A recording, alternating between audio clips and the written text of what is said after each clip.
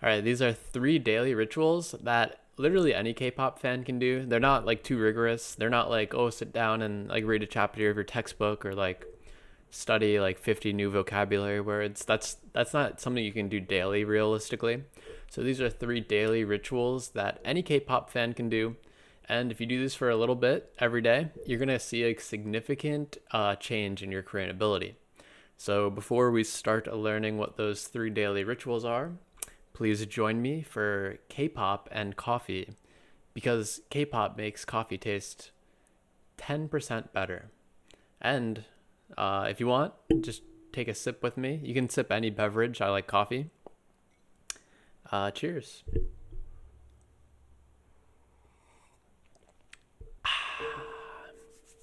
Wow, that was great.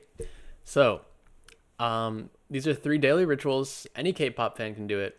And what I want to say is that you can't expect results after like a few days. So learning Korean, it's not something where you can kind of just like go walking down the street and kind of win the lottery, you know? It's not like a luck-based thing. It's something where you have to make progress every single day and you got to do it consistently. It's not like you're playing like whack-a-mole at the arcade and then boom, you hit the right mole and all of a sudden your Korean ability explodes and you just like skyrocket to the moon and like all of a sudden you're fluent or whatever. Learning Korean doesn't work that way. So what you want a way so that you can make consistent progress every day, and you want that progress to build up on each other. And after a while, you'll see like a snowball effect, and all that progress will really like make a big snowball. Okay, and you're gonna find that learning Korean becomes much easier once you make that progress. So, what is the first daily ritual that you need to do in order to learn a significant amount of Korean every single day? And it doesn't, well, not a significant amount of Korean every day, but a decent amount every day. So the number one ritual you need to do is your bookmarks bar. So let's go to my bookmarks bar. In my bookmarks bar, I have a bookmark called Songs to Learn. And in that, I know how much everyone loves watching K-pop music videos, whether you're watching Jimin or Jihyo. No matter what K-pop video you're watching, I'm sure it's fun. But in this bookmark folder, make sure that you put bookmarks of the lyrics, okay? So for example, the first song I have in there is Every Night by EXID. So that's like one of my favorite songs. And what you want to do, you want to be able to make progress every single day, and you want to make sure that it's an activity that you enjoy doing.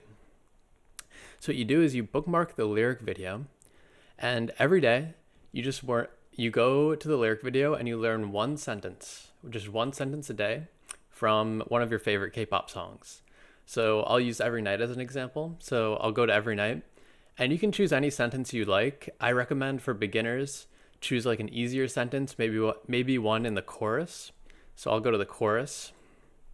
Every time I feel your love and kiss. No, I'm sorry. That's the English part. But so like I'll go to the chorus. All right, here's like a line I would learn.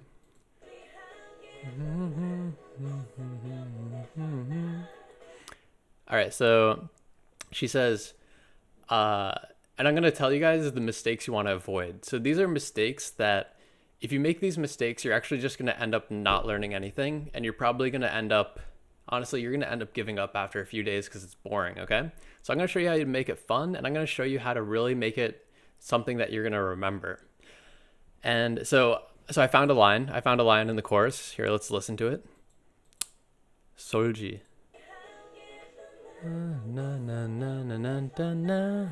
All right, so that's the line. So it's 우리 함께 했던 날, 웃으며 보냈던 날. And you want to learn this line, and when you're reading it, you don't want to just read it, okay? You don't want to read 우리 함께 했던 날, 웃으며 보냈던 날. So do you know what the mistake I made just now? What mistake? It's actually a very big mistake. And what I'm doing right now by reading it like that, I'm telling my brain that it's something boring. I'm telling my brain that it's like a very monotonous, something like that's boring. That's what I'm telling my brain when I read it like that. If I read it like 우리 함께 했던 날, 웃으며 보냈던 날, Like my brain's gonna be like, oh yeah, that's probably not something important. There's no tune to it. There's no like emotion or whatever, and your brain isn't gonna remember. Your brain's not gonna remember it well. But what your brain does remember is tunes. So what you want to do is you want to sing it. You want to go like, 우리 함께 했던 날, 웃으며 보냈던 날, 이제 모두 다 잊었어. And I don't even have the rest of the lyrics up, but you can see that I already know the next line is 이제 모두 다 잊었어. And I suck at singing, I'm sorry. But you can see how powerful it is. If you sing in tune, you're really going to remember the lyrics a lot easier. Because if you don't sing in tune and you're just like, it's hard to remember it without the tune. I'd be like, 우리 함께 했던. It's much harder. If you have the tune along with you, you're going to find that learning at least one sentence every single day becomes very easy.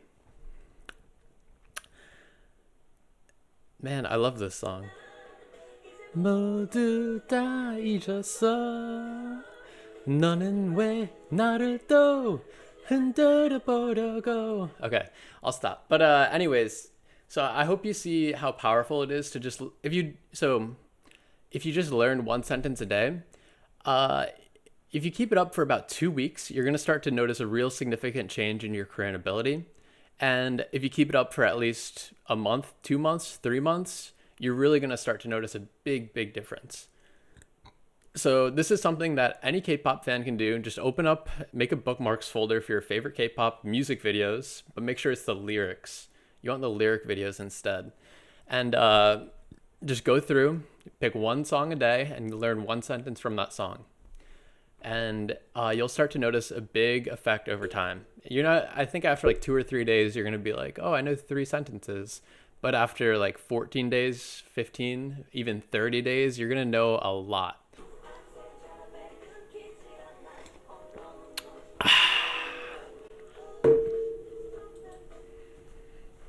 Jungwa is so good looking, but I feel like she doesn't get as much attention as like other idols, even though I think she's one of the best looking idols. Somehow I think Jungwa is better looking than Hani, but Hani gets all like the visual attention. I don't know. That's my opinion. All right. Oh yeah, daily ritual number 2. You got to realize that your brain is your enemy. And I'm going to get into like some like ego metaphysical kind of stuff where your brain doesn't understand what you're trying to do. So when you're first starting to learn Korean, you go and like you'll look at some foreign characters and you're like, oh, I really want to learn Korean. I really want to learn Korean. But your brain doesn't understand what you're doing. Your brain and your mind are two different things. Your brain thinks about like the emotions that you're feeling. The brain says like, okay, I'm looking at these foreign characters and I feel this emotion of like confusion and like frustration. Like I don't quite understand it all. And then when you're like continuing to learn Korean, you have all these emotions of like maybe fear, like, oh, I might say something and make a mistake. Your brain is like a 2,000-year-old machine, okay? And your brain's thinking, oh my God, I might make a mistake and the other like cavemen are gonna like outcast me because I'm losing social proof from these mistakes. And when you're learning a language, you need to kind of embrace mistakes and learn from them. So when you're speaking Korean for the first time, you're going to be making mistakes, but it's going to be very difficult because your brain's going to be telling you not to do it. And it's going to be very kind of scared of making a mistake. And so I recommend reading some books on psychology. Eckhart Tolle's good. Understanding how to use your ego as a tool will prove very important to actually getting past most of the pitfalls that language learners go through. And what I mean is that a lot of language learners are going to get stuck in a lot of language learners will get stuck in the same place. So they'll be able to like learn some of the basics like reading and writing. But when it comes to like the more kind of fearful stuff that the brain is telling them not to do, like speaking, where a lot of mistakes become noticeable, you're going to find that a lot of language learners kind of get stuck there. So I don't know if I should share this as an example, but I guess I will. It was I was at McDonald's with my friend and I wanted to order a plum chiller, like the plum chiller that they have at McDonald's. And so I went up and I ordered. I was like, Jawi chiller because I thought Jawi meant plum, but it turns out the word for plum in Korean is jadu. And the person like looked at me, and then my friend like he ordered for me. He's like he could tell that I was making a mistake, so he just ordered for me. And like we go back to the seat, and he's like, "Dude, like, do you know what you just ordered?" I'm just like, I ordered a plum chiller, right? He's like, "Dude, you ordered like a masturbation chiller." I was like, "Oh shit, okay."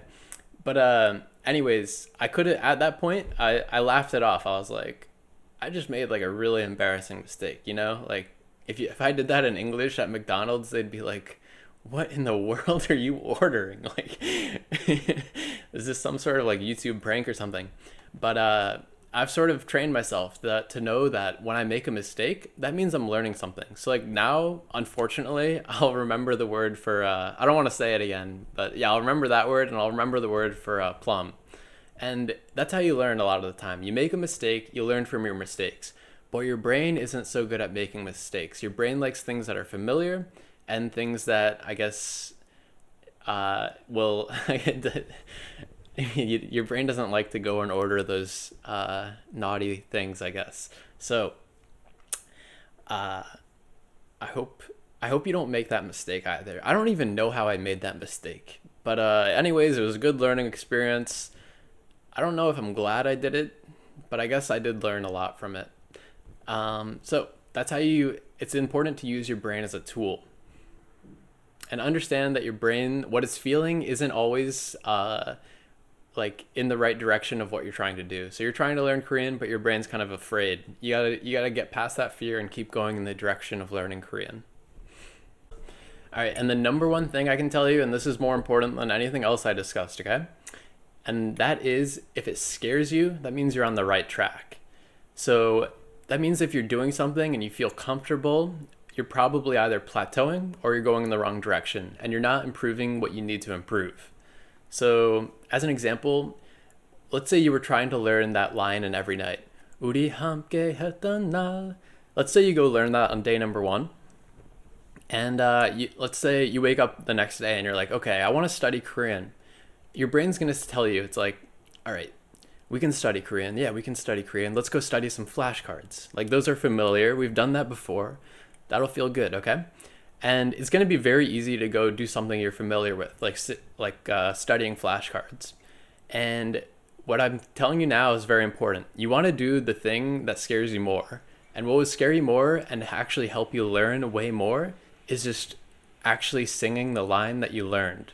Like without like trying to like do more flashcards, just based on recall, be like, oh, what did I learn yesterday? And instead of like just like saying it, like really be like emotional about it. Like be confident, be like, 우리 함께 했던 날. Like put your body into it. And the more you like do activities and learn Korean that you're not comfortable with at first, the more you're going to improve at that stuff. The things that you really need to improve are probably going to scare you the most. So if you're one of those people that is like stuck on like practicing Hangul, reading and writing, dude, like you're probably wasting your time. You want to be moving on to things that are like I think that challenge you more. Like I think most people, they end up plateauing around that level, around like knowing like quite a few words, some grammar and stuff. They plateau. They're really good at reading and writing. I've been there too, but you just haven't practiced the other like speaking and listening material. And you got to be doing the stuff that scares you, okay? And once you start doing that, it actually becomes easy. You just get used to it. I'd say after about 2 months, maybe 2 months of practicing things that scare you, it no longer scares you. One is because you'd stop making those mistakes. And 2, you just kind of get over it. Your brain gets used to it. It's like, oh, okay, this is normal. And one thing I like about these techniques is you can do it while having fun. Like personally, I never enjoyed studying pretty much anything in my life. I found it kind of boring. Well, I found it very boring. I found it hard to get started studying. So I would like go sit down and like I wouldn't even take out my textbook for like an hour at the library. The thought of doing like a daunting task, it kind of scares most people. And with Korean, you got to do something you can study and practice every day. And a lot of people aren't really going to want to take out their textbook and study flashcards every day. But if you're able to study just one sentence from your favorite K-pop song every day, you're gonna see that builds up a lot, and it's enjoyable. Everyone loves K-pop, and everyone loves K-pop. Every single person, and then learning it's also just as fun. So thanks for watching. I'm gonna sign out, and I'll see you next time.